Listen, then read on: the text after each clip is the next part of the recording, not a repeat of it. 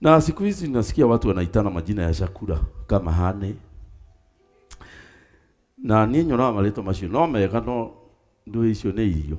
Ni mundu urenda gukuria. Etiga maundu maingi mana friends. Hii ndoa haitaenda bali kwa sababu mama si mtulivu. Mama ni murori.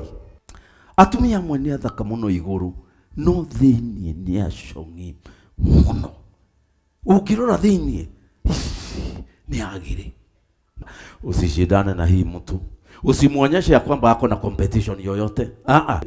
Hiyo mabishano, makorogosho, hiyo makelele inafanya mwanaume aone mwanamke hamuogopi. Wanawake wa siku hizi wanaulizanga ndagwetiga kayugeje katea. Utanifanya nini?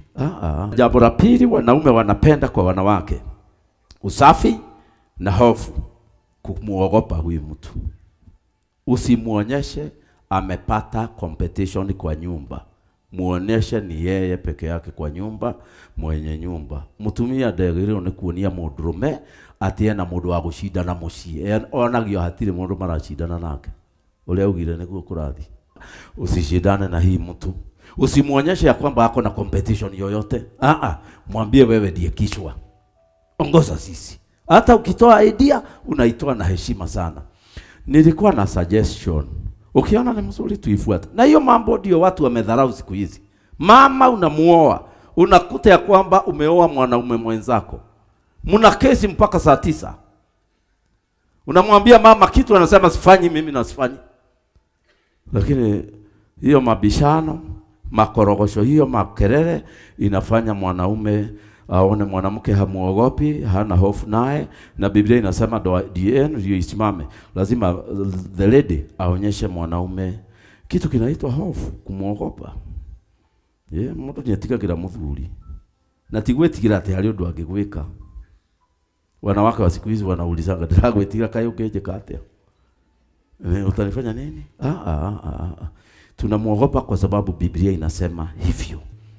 Mstari wa 3 inasema vile utajipamba huko nje ifanane na ndani. Hii ni mashauri ya mama kabla tukuje kwa mzee. Atumia mwene athaka muno iguru no thinie ni ashongi muno. Ukirora thinie ni agire ni makonde. Ni maskire ya makonde na guku thinie. No iguru ginya kwena rangi, kwena tuindo. Biblia inasema kujipamba kwenu kusiwe kujipamba kwa nje. Yaani kusuka nywele tu, kujitia dhahabu, kuvalia mavazi, bali kuwe utu wa moyoni usioonekana. Kwa hivyo mwanamke anatakana vile ako mrembo nje ifanane na urembo wa ndani. Na urembo wa ndani ni ule wa utu wa moyoni, mundu wa nadhini wa ngoroini, asiyeonekana katika mapambo yasiyoharibika, yaani roho ya upole. Ukiona mzee amekuja amekasirika ama hajasikia vizuri, unamwambia kwanza tukule. Hiyo jambo tutaongea, ninaona limekukasirisha sana. Mzee anaona mke wangu ni cool, anarudi chini. Lakini ukileta fire for fire. Na wanawake wengine wamekaa hapa wamelete moto, walipoona moto. Ungeona mundu wakunia kana, mundu endaga ugacoka thi ukahoria. Mwaki nduharagio nongi, uragio na mai. Roho ya upole na utulivu ukiendelea. Mtu mtulivu hauna mambo mengi. Hiyo ndio urembo wa mwanamke wa ndani. Kikuyu kinasema kuigemia kwanyu, kuihuba madhahabu na nguo thaka no handu ho guori. Gemagia imundu ria wa hitho wa ngoro thiini. No gemuria utatheukaga wa roho wa uhoreri na wa gukinderia. Muthee inukaga ukorwo muci ukamwerera ati ndoa kona mundu ucio aratheka ofio. No riu athuri aingi mainuka matikoraga mundu. Nyokabiria gwetha mundu na thimu. Halo mtenja hapatikani kwa sasa. Mutumia mwega ni akindagiria. No kiumoka mwera ne ndirauma hanini. Hihi ni uguka. Mundu ucio akaigwa nditwo ni mutumia akatamenya ne ndirauma hanini. Lakini siku hizi hata kuna wanaume wanapigia simu usiku. Niende igwe ndakora hale madam wako magadaliho. Nimejisikia nikakuta madam mahali alilala hayuko. Ukimuuliza ni nini? Ati Kuna dada aliniambia ati wamepata shida. Sasa nikaona mzee baadaye nimwamshe, nikaamuka pole pole. Na unajua sisi wazee tukilala ni kama tumekufa. Hatusikiangi wanawake wakiamuka. Na sisi wanawake tukiamuka wanatuuliza kaiwokera. Na niyo tuko.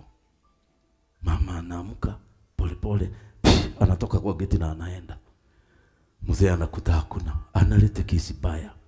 Lakini mwanamke mzuri ni ukiidelia. Dukorure muno, dugachere muno kwa friends. Wadada wengine wanasikia vibaya nikiongea hivyo, lakini ni Bible inasema ukiidelia. Semeni ukiidelia. Ni utulivu kukaa nyumbani. Usitembee sana. Bwana asifiwe. Usifikange nyuma ya mzee. Mzee amefika saa 12, madam anafika saa 5 ya usiku. Na anafika na hewa ya kusema niulize nirudi. Julia joke kulia nyuma. Mzee anaona ashuke. Umaku. Wewe tiga maundu maingi mana friends. Hii ndoa haitaenda bali. Kwa sababu mama si mtulivu. Mama ni moroli. Maana hivyo ndivyo walivyojipamba wanawake watakatifu wa zamani, waliomtumainia Mungu na kuwatii waume zao. Mutumia angihota gwathikira muthuri, iyo ni ngurudi. Na otie ingi mahotaga gwathikira muthuri, aingi ni gucindana, ni kuregena na maundu mangi. Mstari wa 6 unasema kama vile Sara alivyomtii Ibrahim akamuita Bwana. Sara etire muthuri weu Mwathani. Mwathani. Na muru na igwega muno agitwo ugu. Naweza kusikia vizuri sana akiitwa Mwathani. Lakini hii wadada wa Kikuyu ukiwaambia wakuita Mwathani, ate kuita Mwathani wa matuini. Sasa Sara aliita bwana yake Lord, kama Lord ya mbinguni. Na ukiona imeandikwa kwa Biblia, mwenye kuandika alifurahi. Lakini kuna wadada wanakuita majina mpaka unaaibika. Kamau! Na ni mke wako anakuita Kamau.